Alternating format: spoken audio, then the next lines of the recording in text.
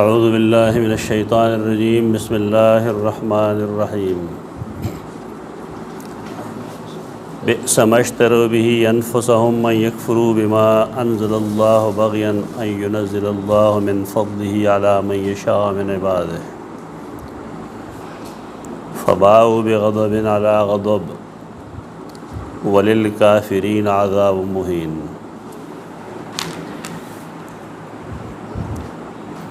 علی من یشاء من عباده پورے ویلے شعر فباؤ بغضب علی غضب اخته کېدل فباؤ نو دی اخته شو د یو غضب سره د بل غضب اخته شو دی په یو غضب باندې علی غضب د بل غضب سره دو غضبونه دي د تفسیر کے مفسرین گن تعویلات کوي نہ صرف گن تعویلاتی مشکلات نہیں د قرآن اصطلاح پہ جندل پکار دی چې مشکلات جدا چیز دے اور تعویلات جدا چیز دے. یہ آیت کریمہ کے بالفرض شپږ توجیحات دی وہ دی اته دی توجیحات دی هغه نه انکار نکو لیکن هغه ته مشکلات ویل دا طریقه د سلف نه ده. مشکل الحدیث یا مشکل القرآن چې ویل شي دا هغه دا اصطلاحي لفظ دی دا هغه نه دی کوم چې ما ته او تا ته مشکل شي بلکې دا هغه چې انسان ته اشتباه راځي پای کې اشکال راځي علمی اشکال راځي پای کې دیتا زمونږ علاقوں کې یا پاکستان کې ته مشکلات القرآن وایي څومره مشکلات القرآن په نوم چې لیکل شوي کتابونه او تاسو هغه وګورئ محض توجیحات جمع کړي هغې ته مشکلات القرآن وایي. د دې فن یو قسم چې کوم دی هغه اشباح و نظائر دی. مثلا الدین دی تاسو ته پته وي چې قرآن کې په څو معنی استعمالیږي یو دبل پشان ترے شین کاف لام یو دبل پشان کېدل دین کم کم ځای کې په کمه کومه معنی استعمال دی نو دا مشکل دی په دې لحاظ. دیو جناب ابن قتیبہ رحمہ اللہ کم تعویل مشکل القرآن لیکل دی په یک لومبنی چپټر د اشباح و نظائر دا اصطلاحات پیژنئ اسې ځان له پیسې مه خرابوئ پیسې جمع کړئ دا پای باندې یو ښه کتاب واخلئ. علم د هر چا فایده ورکوي قتل پکاري لیکن بے مقصده یو علم کول د هغې فایده نه وي. ګڼ توجیحات اخو ټیک دی یو جلا و پیدا کړي ستا په ذهن کې یو تازګي و پیدا کړي لیکن مشکل القرآن هغې ته نشي ویلی. مشکل القرآن جدا چیز دی لکه دا دی دا مشکل دی کم غضب دی د یو غضب نه بل غضب څنګه ونښتل هغه اشکال ښکاره دی په دې کې. مفسرین دې وجې نه ګڼ تعویلات کوي. غضب غصه ده مخکې تاسو ویلې ده انسان کې د انتقام بدلې دپاره چې کوم قوت پیدا کېږي هغې ته غضب وایي. انتقامی جذبے د ویلی شي غضب انتقامی جذبہ انسان کے ضروری ده کدا نہیں نہ بیا انسان بے غیرت دی دفاع چې کوي یو انسان د خپل غیرت د خپل عزت د خپل دین نغا د دې غضب په بنیاد کوي چې دا قوت پکې موجودی قوت غضبانیه نه نه انسان بربادي تاکہ غیرت نه شریعت مونږ ته د صحیح استعمال حکم کړی دی دا نه چې انسان له غصه نه ورځي غضب به راځي غصه به راځي لیکن د هغې استعمال به دی مناسب ځای باندې کوي. لومړی غضب هغه دا شو چې دلته کې دي انکار وکړو د رسول الله صلی الله علیه وسلم د نبوت مخکې تا ویلي کان یستفتحون الذین کفروا دیوا کفار خبرول چې نبی آخر الزمان صلی الله علیه وسلم راتلو کې دی مونږ په هغه ایمان وروړو د هغه دست و بازو به شو او ستاسو خلاف به جنګي وو. پېژندئ؟ فلما جاءهم ما عرفوا کفروا به. نو دی د هغه نه انکار وکړو، یو غضب دغه دی ځکه چې هغه رسول الله خو دی، که ستا ټبر کې دی او که نه دی لیکن دی د الله رسول، د الله د رسول نه تا انکار وکړو ته غضب کې اخته شوې د الله. تو بل غضب دا شو چې دې خیال لاو چې موږ به د رسول نه انکار وکړو نو بس خبره به ختم شي، موږ به مؤمنان پاتې شو. نو قرآن دا ویل غواړي چې د دې په خپل کتاب هم ایمان پاتې نه شو. خو د هغې یو وجه دا ده چې د الله په ټولو کتابونو ایمان راوړل ضروري دي، څنګه چې په ټولو رسولانو ایمان راوړل ضروري دي. په دې کې د یو انکار د ټولو د انکار برابر دی. تو دې وجې نه د یو غضب نه په بل غضب کې اخته شو. په رسول الله صلی الله علیه وسلم ایمان پاتې شو، چې په هغه پاتې شو نو گویا کې په سیدنا موسی هم ایمان پاتې شو، ځکه چې د رسول الله صلی الله علیه وسلم په باره کې پیشنګویي هغه کړې ده. قرآن مجید باندې ایمان پاتې شو نو گویا کې تورات باندې هم ایمان پاتې شو. خدا یو غضب هغه د رسول الله صلی الله علیه وسلم او د دین اسلام نه انکار دی. ټیک ده تعویلاتو کې اختلاف ساتي بیا چې لومبني غضب نه کم یو مراد دی، هغه محض د سوچ او خبر ده. خو اصل دا دی چې دا دویم غضب د دې بنیاد دی لومبنی غضب. لومبنی غضب څه شی دی؟ انکار دی د رسول الله صلی الله علیه وسلم د دین. دغه تعویل لږ زیات بهتر. وللکافرین عذاب مهین. وللکافرین قرآن کې چې مهین تاسو راجمع کېږه وګرځئ قرآن کې بیا دې لپاره کتابونه خلک ځان سره وساتي. مختصر کتابونه ډېر ګران نه شامله کې هم چې کوم قرآن مجید دی نه کې تاسو کې د قرآن د سرچ لپاره یو جدا ځای دی او چې کلیک کې او پای کې دا مهین لفظ ولیکې تا ته به ټول مهین په یو ګراف کې راشي. دا ګڼ ځای دي 10-12 مقامات داسې دي لیکن پای کې لږ مقامات داسې دي چې قرآن دا د عذاب صفت ذکر کړی. خو قرآن ته وګوره چې عذاب مهین اهانت نه دی، دا اهان نه اسم فاعل لګا نو مهین اهانت والا دینه پته ولګی چې عذاب دو قسمه دی. یو هغه عذاب دی چې هغه د انسان بیزتی کوي، الله هغه عذاب کفار له ورکوي، او یو هغه عذابي چې کې اهانت نه بلکې د ګناه چې کوم اثرات دي دا غیر وینځلو د پاره مسلمان له چې الله کوم عذاب ورکوي هغه د اهانت نه عذاب مهین نه. دا فرق دی په دواړو کې. مهین دا اهان اسم فاعل له امام راغوی الهوان علی وجهین. هوان د دې دوا قسم دي. احدهما تذلل الانسان فی نفسه لما لا يلحق به فزازة فيمدح به. یو د انسان هغه یو سوچ دی چې هغه ځان ذلیل ګڼي، کمزور ګڼي، عاجز ګڼي، لوی پکې نه یو دا هوان دی. او دا هوان د دې دا قابل مدح ده. یو لوی سړی دی هغه ځان ته حقیر وایي، پر تقصیر وایي، ځان ته ګناهګار ځان ته وایي. هغه یا ګناهګار دی یا حقیر دی یا نه دی، لیکن هغه سره دا یو سوچ دی چې زه ډېر کمزور یم، زه ډېر عاجز یم. دا هوان دا د مدح قابل دی، د تعریف قابل دی، قابل تعریف دی. قرآن مجید کې شته دا وعباد الرحمن الذين يمشون على الارض هونا واذا خاطبهم الجاهلون قالوا سلاما. دا قرآن موږ له تعلیم راغی چې عباد الرحمن ځان لوی نه ګڼي، بلکې عباد الرحمن د رحمان خاص بندگان. اچھا خدا کل عالم د الله بندگان دي. دا عباد الرحمن دا معنی مه کوه چې د الله بندگان، د رحمان خاص بندگان.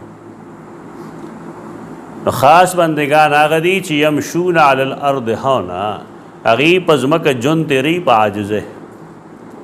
مشي نه مراد ژوند تېرول، ځمکه باندې ژوند تېروي خو هونا ځان عاجز ګڼي، کمزوری ګڼي. یو خو زمونږ د خلقو خبرې چې زړه کې غټ غټ تکبر کوي، د هغه عمل کې مخکاري چې تکبر دی، خو چې کله خبره راشي نو لاس په دې ځای کې دی زړه عاجز یم. دا ځان لم دوکه نه دي ورکول پکار، او انسانان لم دوکه نه دي ورکول پکار. د زړه د ویښ نه دی سړی پوه شي او اقرار دی وکړي چې الله زه د خور نه پیدا کړی یم، ډېر کمزور یم. بیا الله زما نسل د نطفې نه چلولی دی، دنیا کې زما ژوند خورو ته محتاج دی. انسان ټول خوراک څښاک د خورو نه دی،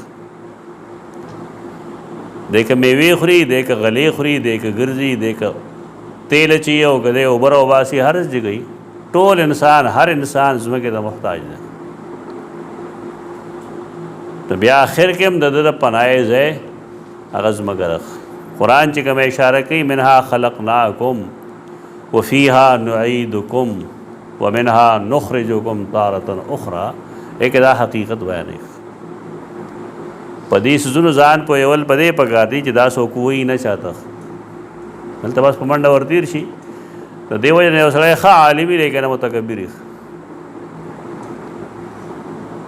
هغه ته د نس ډېر زیات علم وي لیکن دا پرورش د هغه چا نه یې کړی.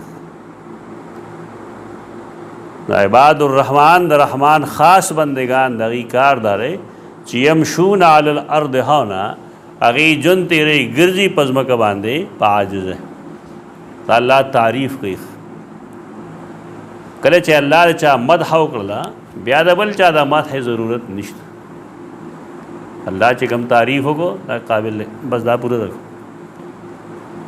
نو یو هغه حوان دی کم چې انسان ځان کې پیدا کی، دا پیدا کول پکار دی. بیا دویم هغه وایي الثاني، حدیث د پیش کړی دی المؤمن هین لین، دا حدیث پیش کړی دی. مؤمن هین او لین، منکسر المزاجی، عاجزی کوونکی. دا حدیث کوم چې د پیش کړی دی دا د شعاب الایمان حدیث دی. امام بهقی لیکلی دی حدیث نمبر 8127. بهقی دی باندې خپل یو کلام کړی دی چې تفرد به یزید بن عیاض. یزید بن عیاض چې کوم دی هغه منفرد دی په نقل کولو کې، او بیا وایي چې ولیس بالقوي، دا قوي راوي نه دی. دا خو د هغه خپله تبصره ده، لیکن مونږه کوم کسان چې مصطلح الحدیث مونږ سره سلک ډېر ویلی دی، نو ته دا معلومه ده چې امام بهقي په خلقو کې دی چې تساهل کوي. د حدیث په حکم کې هغه متساهل دی، څنګه چې امام حاکم متساهل دی، امام ترمذي متساهل دی، نو دارنګې امام بهقي هم متساهل دی.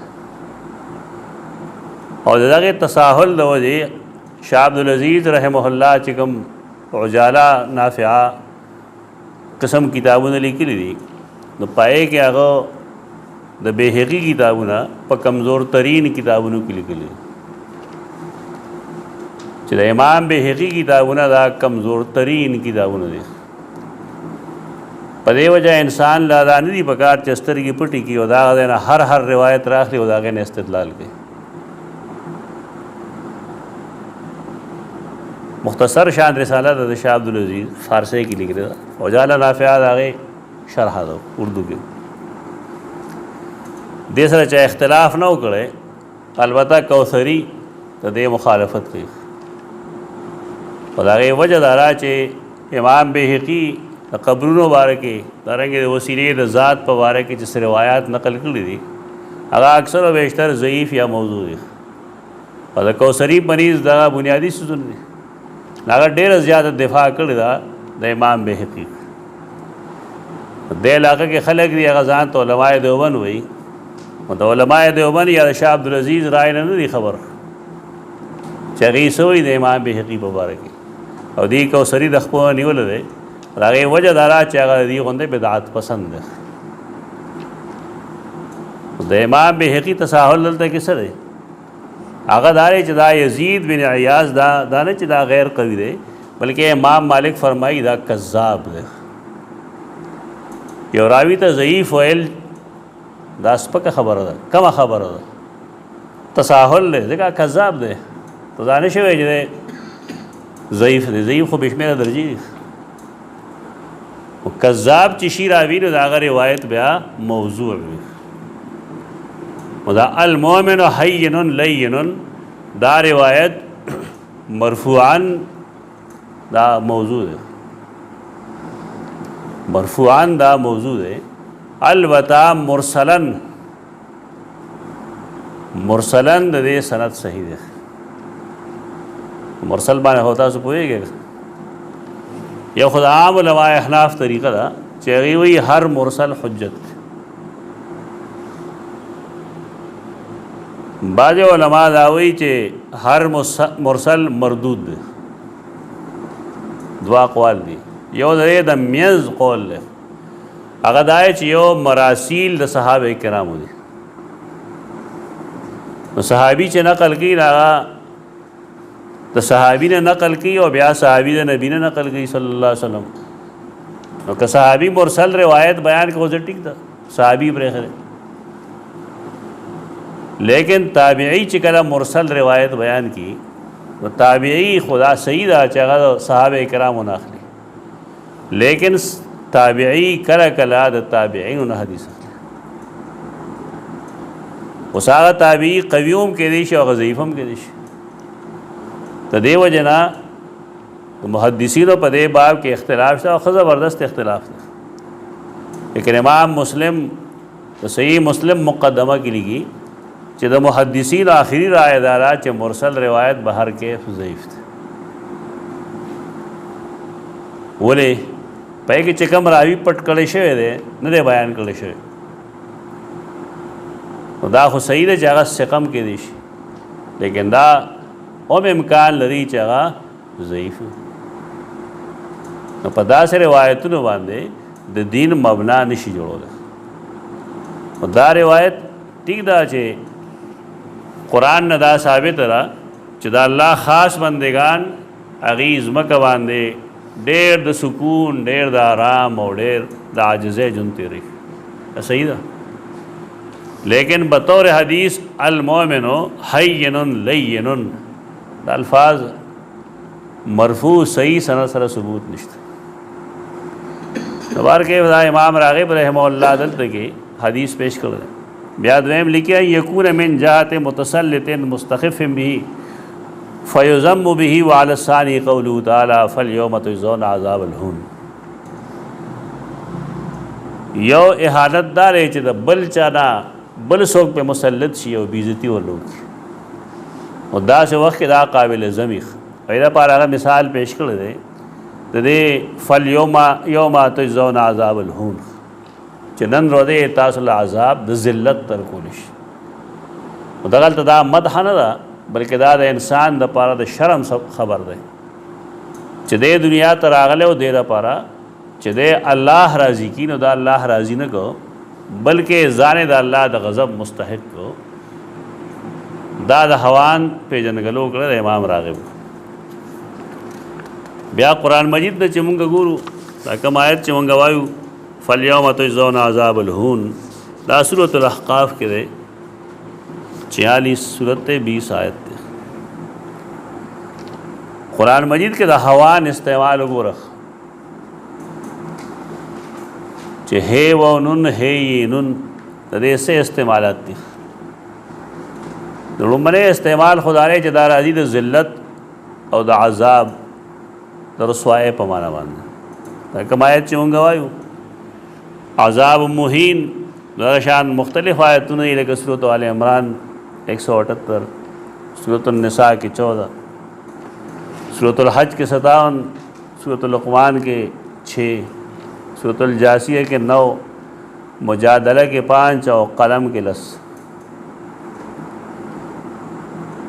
ज़िल्लत वाला अज़ाब, ज़लीलऊन के अज़ाब कुरान के जो हुए दा अज़ाब द पारा दा ज़ैन ईदा ब्यावश में रहे जिसम ऐसे डेर ज़ई नश्ता कुरान मजिद के चे कि हून पदे मानी सूरत अन्नाहल के राजी 59 के अयुम सिकुहु अला हूनिन दादा का हवान दे अयुम सिकुहु अला हूनिन अम यदुस्सुहु फित तुराब। दाने की सूरत अल-हज 18 आयत के राजी वमन युहिनिल्लाहु फमा लहु मिन मुकरिम वमन युहिन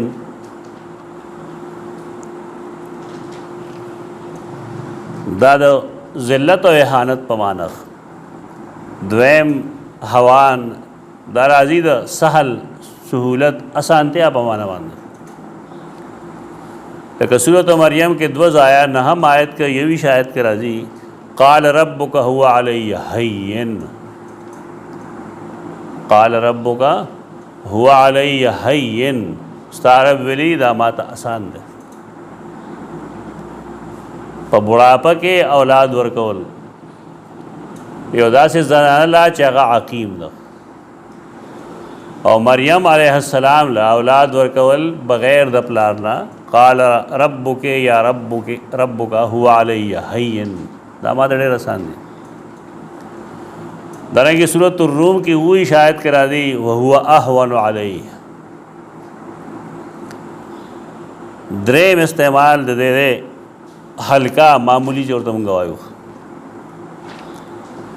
सूरत नूर के 15 आयत की चिकला पर सैयदा आयशा बांधे खल्को सदरोग व तपल कुरान द सैयदा आयशा रज़ियल्लाहु अन्हा पाक दामानी बयान करा अब या मुसलमाना ने मुखातब करल वे फरमायल व तहसबूनहु हय्यिनन व हुवा इंदल्लाहि अज़ीम दाता उस्ता मामूली खबर कर दो पैगम्बर बदनामवल दाग कोर वाला बदनामवल दाता उस्ता हय्यिन खबर करे हमेश द पारा उलमा मुबारक ढेर एहतियात न का रख ले उलमा किराम पैगम्बरान ने लिख लेकिन ददी लहूम मसमूम दिख चाचे तो उलमा भी जदी करे आगा चलता खा रोज न मुंदे अदा न रहे तो खामा खावन खले द बिदअत द वजह या द शिरक द वजह भी जदी के ता दुरुस्त तरीक़ा न उस्ताद आगा दलील सरकार द दलील रद्द का मुखालफत होगा बरमलाद आगे खिलाफ होगा तकरीर आगा तहरीर और अटोल तस नस लेकिन ज़ाती हमले केवल पे आम मुसलमान हम जायज़ नहीं च जाए के अगर आलमी दा बुराए जान नो बसल वगैरह बुराई दा कमाल न रहे अदा कम च खलक हुई जे न यो सड़े सहाबी दे न नबी दे न ताबी दे न तब ताबी दे महज यो सूफ़ी दे ना सूफ़ी वसीली की चाल मुब्तदे व अखस्सो नजस्सो मिनल कल्ब हर को अक़वाल पदे दस जोड़े तरबियत वर के खल गोला का नफरत पैदा कर ये फ़ायदा निश्ता आ खलक चीद वहदतुल वजूद कायल दी द इंसान पजात के अल्लाह द हुलूल कायल दी आगा खपल फ़िक्र होने गए देखो अलग या दी मुंगे अल्लाह पर फजल वाले बेदात नुगे वो बासल देख द शिरक मुनुगे वो बासल है मगर करते आना को लेकिन दा नमत गलत है दा अंदाज और दा नहज गलत सही तरीक़ा ना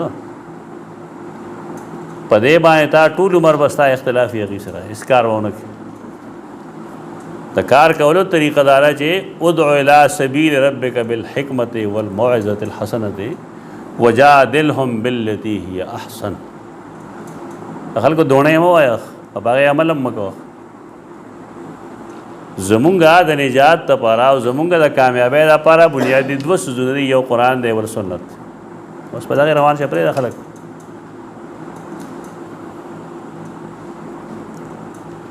दाद रसूलुल्लाह सल्लल्लाहु अलैहि वसल्लम और दागद बीवी ام المؤمنین سید عائشہ مبارک د قرآن حساسیت ته زیادہ تخی علماء کرام دا انبیاء وارثانی نو کستا سے اختلاف ہوئی نے مہربانی کا اختلاف ہوئی اب بیان ہوں کا لیکن پدا سے انداز کے جداغ پذات وانے سگوت وجتول رانش تا تربیت غلط ہے تا کم تربیت چشے دے 50 پیتا گالا دام دک کا شہر ہے اس نمیز خریج نور ڈیری دا قربت تنزدے کے دو داغے سے ذریعہ نشتہ ہے چاچ شاہ ولی اللہ رحمہ اللہ کتابوں لستی دا کوشش دارے چې دا حدیث محدثین او د فقها په میس کې کم لریواله دی چې دا کم کړی شي کمول پکار دی نن خلک بیا هغه اوږدی دی یو بل نخ فقها راوړي د محدثینو خلاف کې ودرې محدثین د فقهاو خلاف کې ودرې او طلبا او دغه خي دا هیڅ علم نه دی دا بېچیني ده محض د جن زیاده هغې وجه دا ده چې دی نه قبر کې تپوس کېږي او نه په آخرت کې تپوس کېږي ارے صلی وقت وغیرہ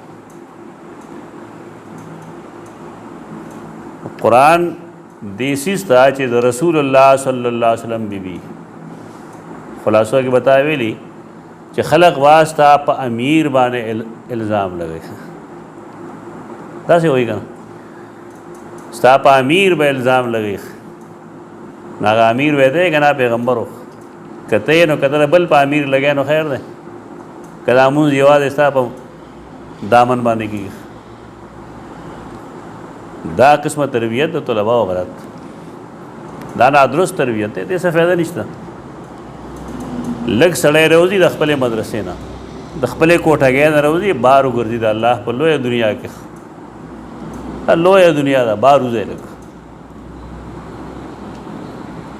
هغه خلک چې هغې سره نظریاتي اختلاف دی د هغې مدرسو ته لاړ شي تاسو نه پیژنئ دا حال لړ شو معلومات وکړئ چې څه دي دننه مختلفو خلقو بیا د ملک 80% آبادي هغه سکولونو کې ده کالجونو کې ده یونیورسټو کې ده هلته لږ لاړ شي هغه هم د معاشرې افراد دي که نه د هندوستان خلک ده نو هلته وګوره بیا چې هلته کې څه دي دا د یو مختصر ځای لپاره ځان مه تیاروه اسلام دا آفاقی دین دے اور دے عالم آفاقی هغه آفاقی سوچ کوي که مرائے چې هغه پیش کړي هغه د هر چا لپاره قابل قبول یا نه لیکن دومره یې چې خلک که سره اختلاف ساتي نو په دې نه ساتي اختلاف چې دا کفر دی یا فلان دی فلان دی بس یو فکري اختلاف یې وګڼي نو ام المؤمنین باندې بدنامه لګولو کې اصل مقصد اصل مقصد دا چې رسول بدنام شي مشن به ختم شي تاسو که لړ شئ نو بهر ملکونو کې اوس خو میډیا ډېر عام ده هر چا سره په جیب کې اشیش ته خښته ورسره پرته وي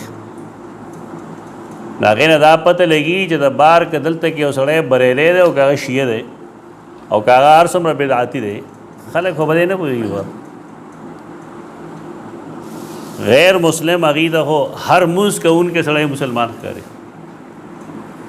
اور داغی کمزور ہے یا داغی دا قسم خبر ہے داغی تا بدلے گی بار ټولو خلق تا ټول مسلمانان یو څه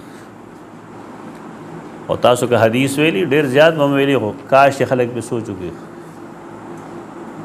چې رسول الله صلی الله علیه وسلم منافقین هغه ته بعض معلومو کنو معلوم جنگ یې ورسره کړی دی ولې نو د هغې دغه خبره وه چې اوس به خلک څه وایي چې دا رسول خپل ملګري وجني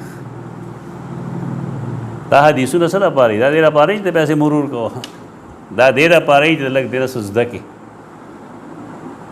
بحث کوي خلک تمحیص کوي لیکن بدنام یې نه لګوي په چا ذاتي حمله نه کوي ستا د هغه استدلال سره او دلیل سره کار دی بس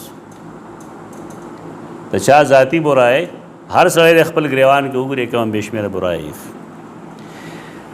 دا معمولی خبره نه وتحسبونه هینا وهو عند الله عظیم تاسو دا معمولی ګڼله حال دا چې د الله په نزد دا یو لوی کار مال ورشه نور غالبا کم دی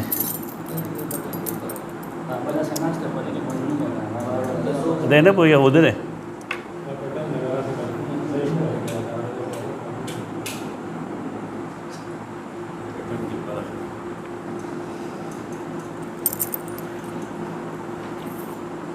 دریم راضی دا تواضع انکسار په معنا کم چې موږ وختي وې سورۃ الفرقان کې وعباد الرحمن الذين يمشون على الارض هونا واذا خاطبهم الجاهلون قالوا سلاما. پنځم دا راضی د ضعف په معنا باندې ناتوان چی بنی آدم کمزور. سورۃ المرسلات شلم آیت کے راضی الم نخلقکم من ماء مہین آیا مونږ تاسو د کمزور اوبو نه پیدا کړی. خدا مہین استعمالات دی قرآن مجید کې وللکافرین عذاب مہین اور دغه شان کافران د پاره عذاب دے احانت والا بیزت والا.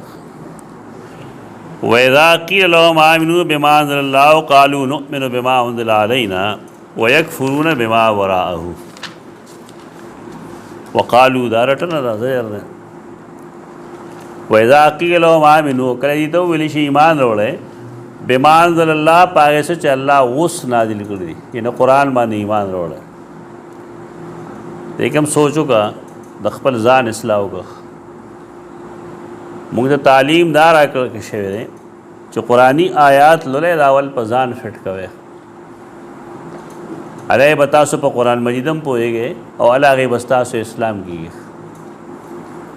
که ته قرآن په بل چا فټ کوې نو ته به یو ډېر شعله بیان به شي دا ټیک ده لیکن ستا به هېڅ اصلاح ونه شي.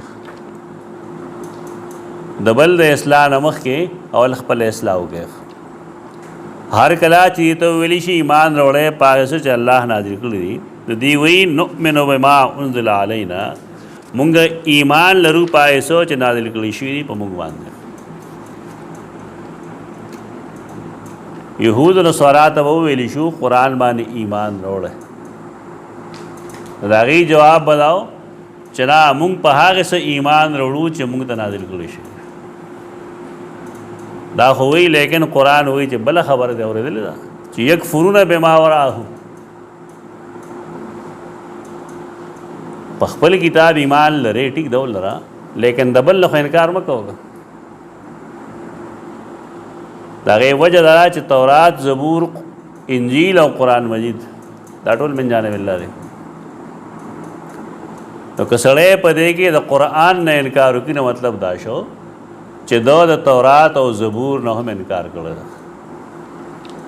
زموږ دې دور کې چې کوم فرعي فقهي اختلاف دی د هغې نه اصولي اختلاف جوړ شوی.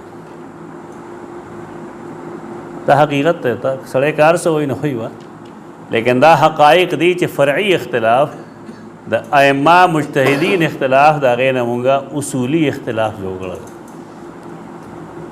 او دغه وجه ده چې مونږه حنفي مقلد پالیدی سو پسې مونږ نه کوي عقیدي پسې نه بلکې لیکي هم دا چې دا مونږ نشته پکې او دا پکې هم نشته او دا پکې هم نشته او دا پکې هم نشته په ده پسې مونږ نه کېږي په ده پسې مونږ نه کېږي. نور څه سبب نشته دی ما سوا دی نه چې هغه فروعي اختلاف مونږه اصولي اختلاف ته رسولی بلکل مونږ د دې مصداق شوي یو. هېڅوک دا نه تسلیموي چې دا اجتهادي مسله ده او په دې کې جانبین د دلیل شته. هر څوک چې دی که هر جماعت کرے هېڅ څوک بل څوک نه برداشت کوي. دا بې ایمانه ویل یا کافر ویل دا وړې خبرې دي. مرتد الفاظ تاسو واورئ پوسټر یې چاپ کېږي په دې باندې. آیا په فرعي اختلاف باندې سړی کافر کېږي؟ فروعي اختلاف دی راشئ جانبین ته دلیل موجود دی. اصول لای چې هر سړی دا وایي چې زما چاټوري شملې خوږې دي. فرعي اختلاف کې هغه د خپل مسلک خپل رائے مضبوط ښکاره دي شي لیکن بل خو برداشت کېږي بل نه برداشت کوي بلکې قرآن چې څه ویلي د هغه شی زموږ نه جوړ شوی دی چې ویکفرون بما وراءه ورا دا ازدادونه دی. دې بحث چې کې اول دا بحث وکړه چې دا میل ازداد څه شي دي؟ دا هغه الفاظي چې په یو ټایم کې د دې دوه مختلف معنی د یو بل متضاد کېدی شي. دا علوم قرآن دپاره ضروري ازداد باندې کتابونه لیکلی شي. ابن الانباری کتاب د په ازداد باندې، د ابن سکیر کتاب د په ازداد باندې. علوم القرآن کې ما یو چپټر لګوی دی الازداد، ازداد مستقل چپټر دی، مستقل باب د 30-35 صفحو نه سوا وي. هغه ولولئ د قرآن په لوستو کې معاون ده. قرآن لوستل، قرآن فهمی دا راځي پای باندې. ورا کله مخې ته وایي، کله ورا شاته وایي. چې په ته پوهېږي نو هغه آیاتونه چې تا ته بظاهر ګران ښکاري، مشکل درته ښکاري، هغې کې بس اشکال نه وي. ابن الانباری لیکي چې ورا میل ازداد یقال للرجل وراءک اے خلفک ووراءک اے امامک. ورا کله مخې ته وي او کله ورا شاته وي. هغه کتاب د ازداد د 68 صفحه باندې.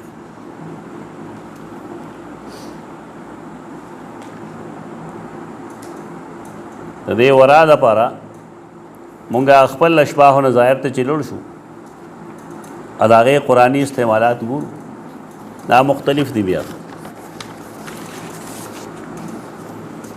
دا کم آیت چې مونږ وایو 91 آیت، په دې 91 آیت کې ورا نه مراد دی سوا، علاوه. سین واو عربی کې لیکلی شي سین واو یہ، په اردو کې لیکلی شي سوائے. سین واو الف وا اوږده یې د پاسه په حمزه تاسم لیکلی شي او کله پکې حمزه او یہ نشي لیکلی، سوا ویلی شي علاوه. ویکفرون بما وراه، قرآن حقیقت بیانی دا چې دی دا اختلاف نه غني چې دغم د الله کتاب دی او دام د الله کتاب دی، بلکې دی انکار کوي په هر هغه څه چې دی نه علاوه دي، چې دی نه سوا دي. قرآن نه مني، بلکې دا مخکې ویلي رسته مو وی چې قالت اليهود ليست النصارى على شيء وقالت النصارى ليست اليهود على شيء وهم يتلون الكتاب. دومره ظالمان دي، دا پخوانه دا دلالت او گمراهي دي چې تورات، زبور او انجیل خټول د الله کتابونو دی محض په دې وجه چې دا زمونږ په نبي نازل کړی شوی کتاب دی، مونږ بل نه منو. هغوی دغه چل کو او زمونږ کار دا چې مونږ اجتهادي اختلاف کې سره خپل مذهب منو، د بل هغه نه منو. بلکې زمونږ ډېر داسې مسائل شته دی چې پای کې مونږ فریق مخالف ته یا فریق مجتهد مخالف ته ډېر سپک ګورو. فقهي کتابونه ووایه تاسو، یا د غیر محتاط استادانو لهجې ته وګورئ. بیا ای به داسې جملې تا باندې یادوي چې ما سوا د احنافو نه د بل چا مونځ وړو صحیح نه دی، او هغه نور به تا ته وایي چې الهدي مونځ صحیح دی، د احنافو مونځ صحیح نه دی. دا افراط و تفریط. دې کې طریقه دا وي چې سړی حق ته رسېدو کوشش کوي، فتوا بازۍ نه ځان ساتي. د شاه ولی الله محدث دهلوي رحمه الله کارنامه دا ده چې هغه دغه کار کړ دی چې حق ته رسائی وشي لیکن حنفیت ته پرې نه ښودی شي. هغې وجه دا ده چې دلته کې عوام هغه د دین نه بې خبر دي. دا څه فتنې چې پیدا کېږي دا دې بې احتیاطۍ نه پیدا کېږي.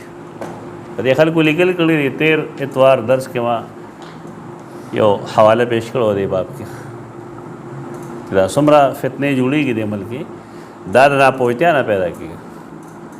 حق پرست چې راشي نو هغه ته هم طریقه نه ورځي چې زه څه طریقه اختیار کړم. پکار دا چې د علماء عرب کتابونه دي من اصول الداعیه، یو سړی چې داعي دی هغه څه اوصاف پکار دي د دعوت طریقه سره، نو دا څیزونه بیا نه پیدا کېږي. تا ته څوک دا نه وایي چې حدیث ته رابلل مه کوه، سوال نه پیدا کی خو په هغه طریقو کا چې هغه د خلکو ذهن کې هغه راسخ شي او په ځای دی چې خلک ستا مخې ته ودرېږي ښه داره چې هغوی ستا خبره ومني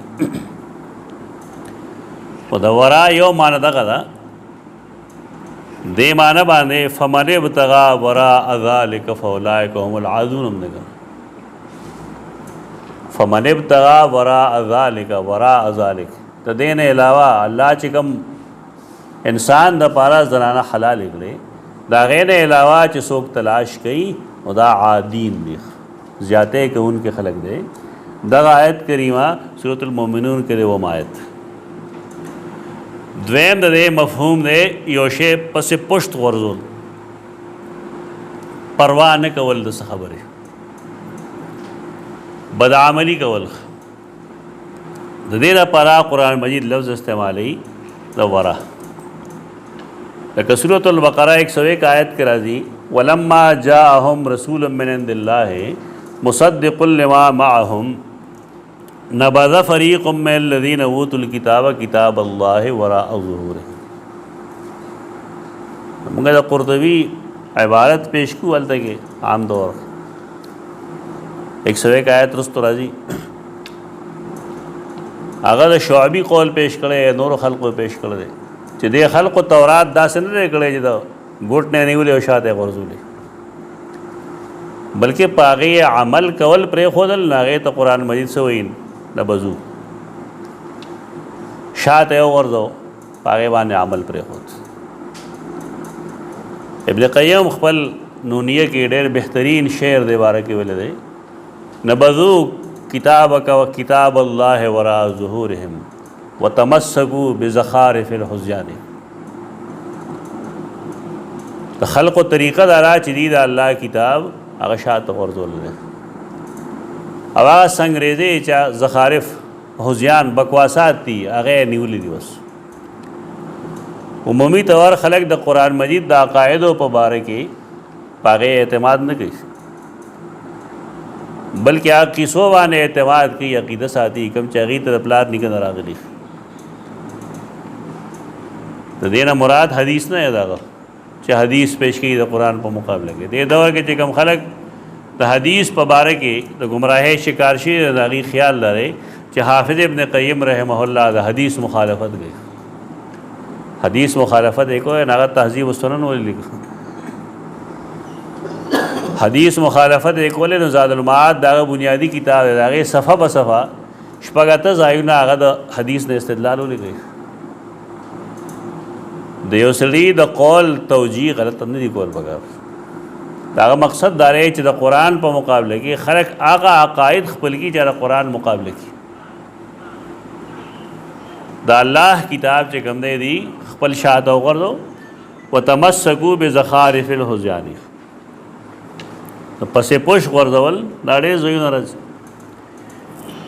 سورۃ آل عمران کے راضی 187 کی وَإِذْ أَخَذَ اللَّهُ مِيثَاقَ الَّذِينَ أُوتُوا الْكِتَابَ لَتُبَيِّنُنَّهُ لِلنَّاسِ وَلَا تَكْتُمُونَهُ فَنَبَذُوهُ وَرَاءَ ظُهُورِهِمْ عمدہ کا عمل التم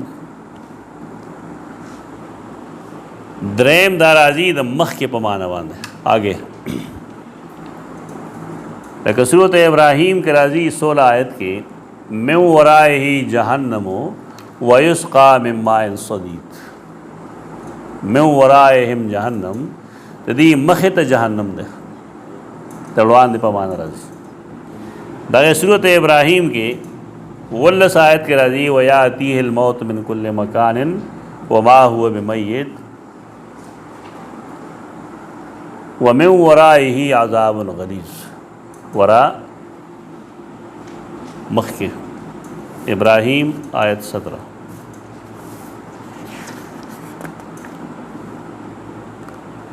دانے کی سورۃ الکاف 79 کی راضی ومن ورائهم وکان وراءهم ملک یاخذ کل سفینۃ غصبا قصے جب تک کہے گا نا دا ایتو رسید دے کہ اشکال پیدا شی بیا دا خو روانه و بیا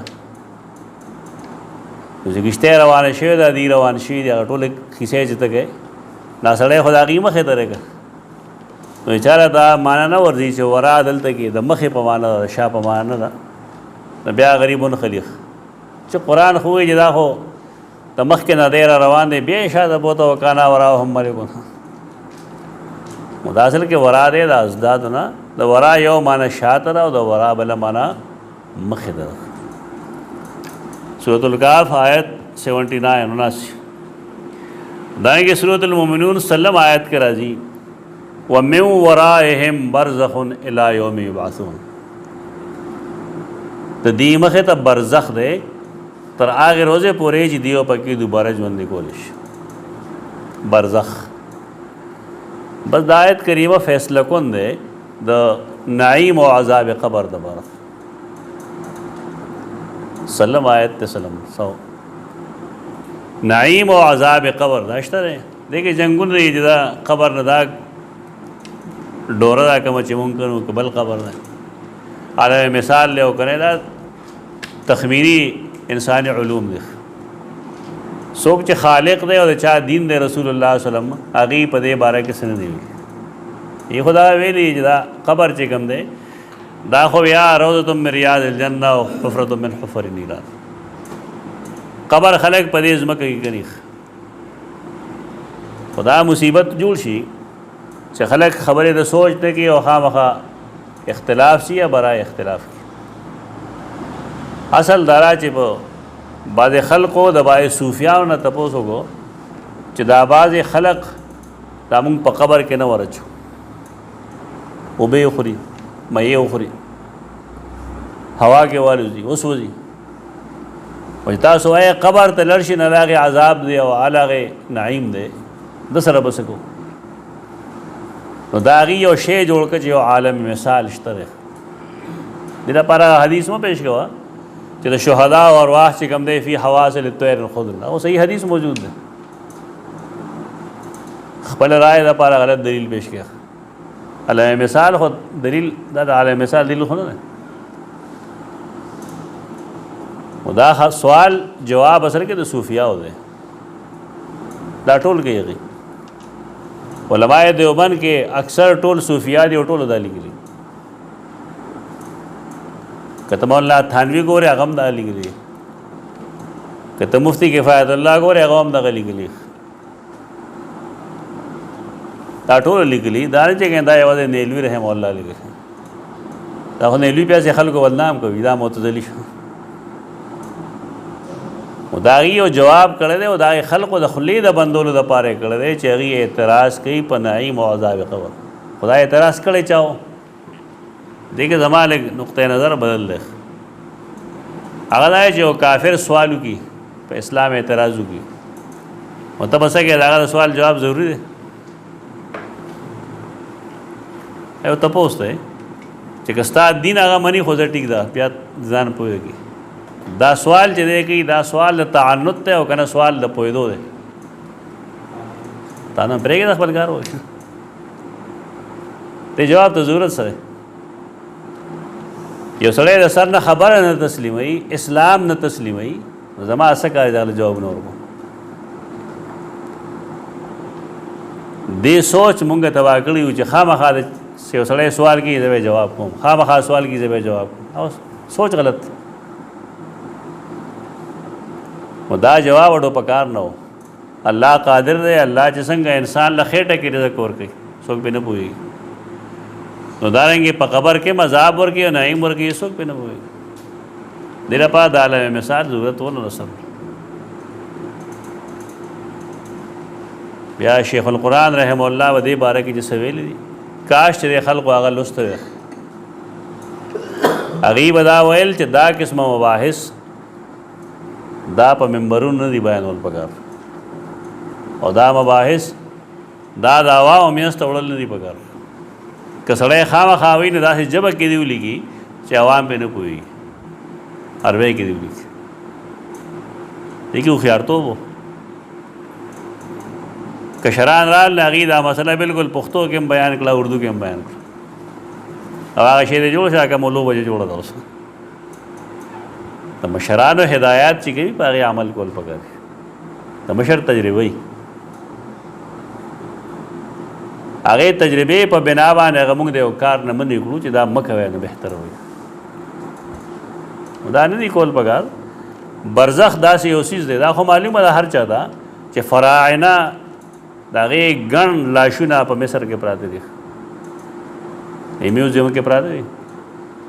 او د قرآن نه معلومه ده چې ور په هغې پیش کولی شي بېګا او سبا، نو په هغې ور نه ښکاري. ته به سوی چې قرآن دروغ وایي.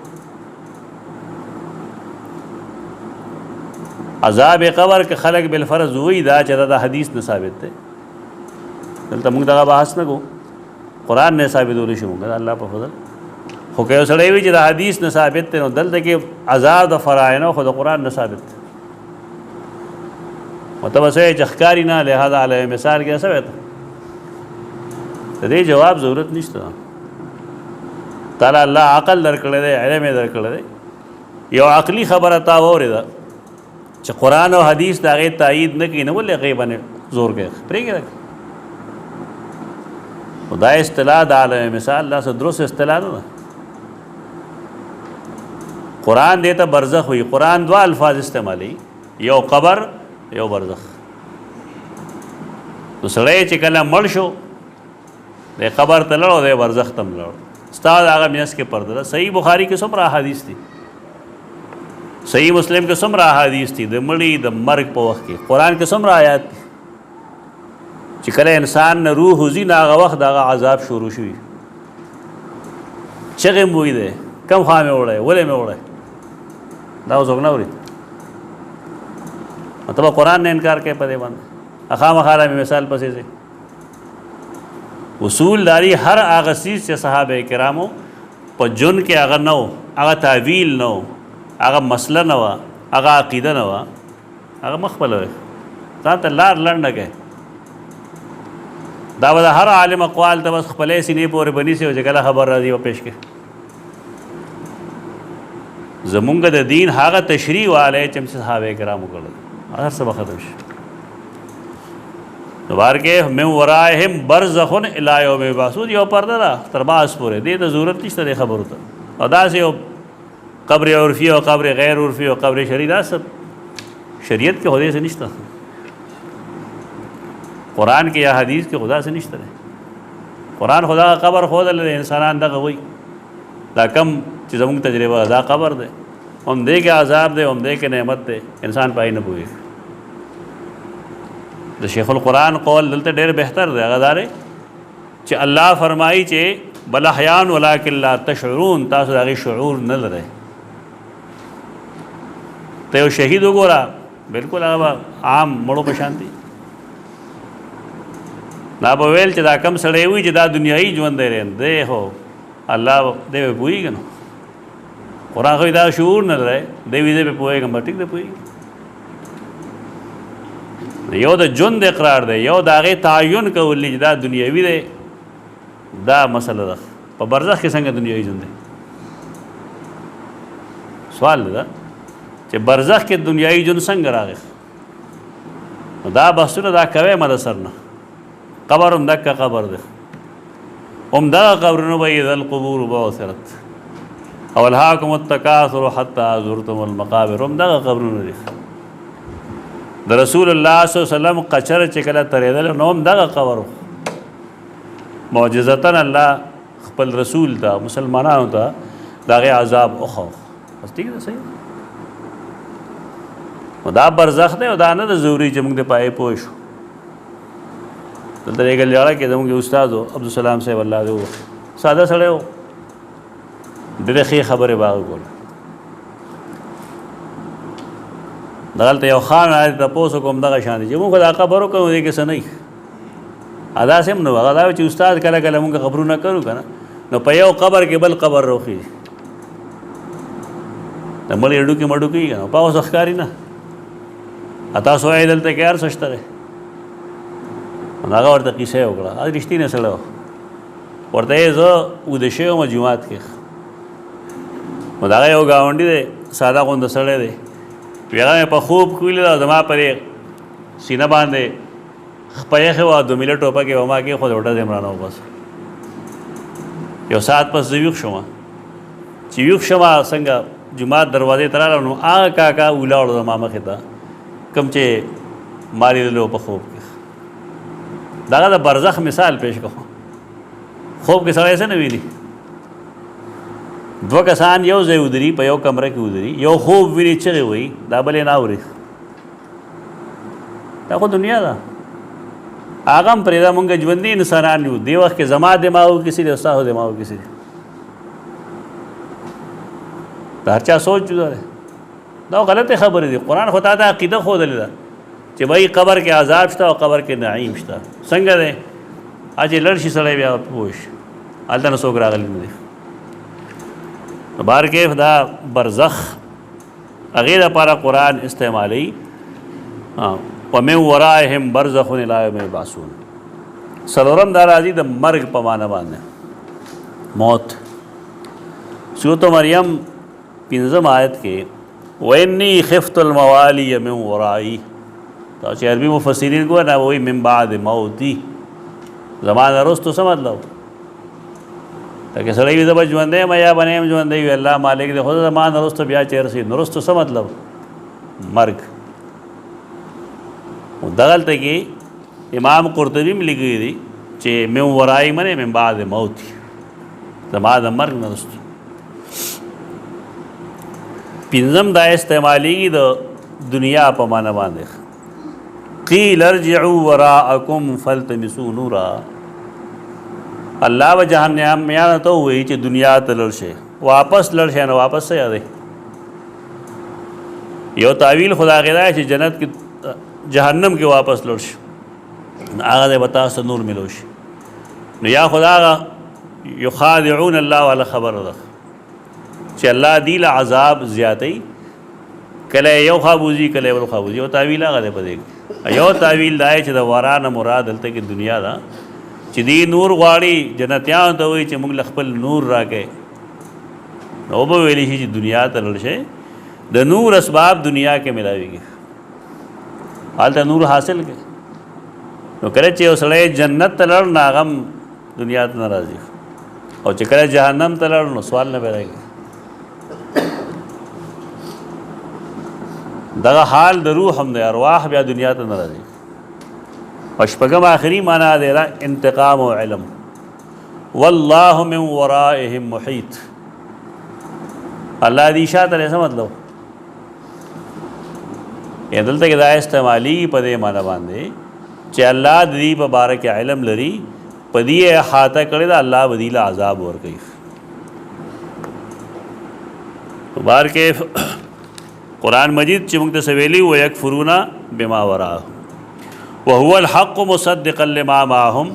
حال نه دا قرآن رښتینی نه دی، مصدقا دو مفهوم، یو تصدیق کوونکې یا موافق. او ما معهم کې موږ تعویلات مخکې کړي چې د ما معهم نه کل کتب نه مراد، چې قرآن د تورات او زبور او د انجیل د هر لفظ ګندې ملګرتیا کوي، تصدیق کوي. نه، ما معهم نه خو یا مراد دی کلمه توحید. قرآن تصدیق کوي د دې د هغې کلمه توحید چې د هغې په کتابونو کې موجود.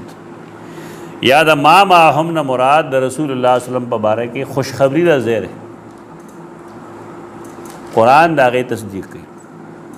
وَيَا فَلِمَ تَقْتُلُونَ أَنْبِيَاءَ اللَّهِ مِنْ قَبْلِ إِن كُنتُم مُؤْمِنِينَ. ولې قتلول تاسو انبیاء د الله؟ دلته خلک سوال کیا، میانه سوال دی خو نه دي قتل کړي، د دې مشرانو قتل کړي. بیا د هغې جواب مفسرین دا کوي چې دوی د خپلو پلارانو د نیکانو په دې فعل باندې راضي وو چې ښه کار یې کړی دی. خو چې کله یو سړی په ګناه باندې رضامندتیا ښکاره کړي نو گویا کې دی هم په ګناه کولو کې شریک دی. ډېر داسې شته دی چې بعضې خلقو ویلي دي چې سیدنا حسین نعوذ بالله ښه شوي دي چې قتل کړی شوی دی. نو د هغې باره کې خلکو بیا جواب کړی چې شریک ته فی دمه، ته دغه په وینه کې شریک شوی، تو ګناه په کولو باندې رضامندتیا کې مطلب دا دی چې دا سړی هم دغه شان دی ګناهګار دی. فلما تقتلون انبیاء الله من قبل ان کنتم مؤمنین ولقد جاءکم موسی بالبینات. یقینا راغلی او تازه دا دویم رټنه ده او دې سره خطاب ختمیږي. راغله او تاسو ته موسی واضح دلایل سره. واضح دلایل موږ مخکې ویلي بینات، درې قسم بیناتو، یا دا معجزاتو، یا دا الله قدرتونو، یا عذابونو. درې تفصیلات د دې مخکې کړي. یقینا راغلی او تاسو ته موسی علیه السلام راوړو وخت تاسو ته بینات، دا غیب واجد ثم اتخذتم العجل من بعد. غیر الله نه معبود جوړول دا ډېر لوی ګناه دی. قرآن ټول جرایم د هغې دلته پرېښودل او د شرک خبره یې ورله مخکې کړه. اتخاذ عجل دې باندې خبرې شوي دي. وانتم ظالمون، وی تاسو ظالمان.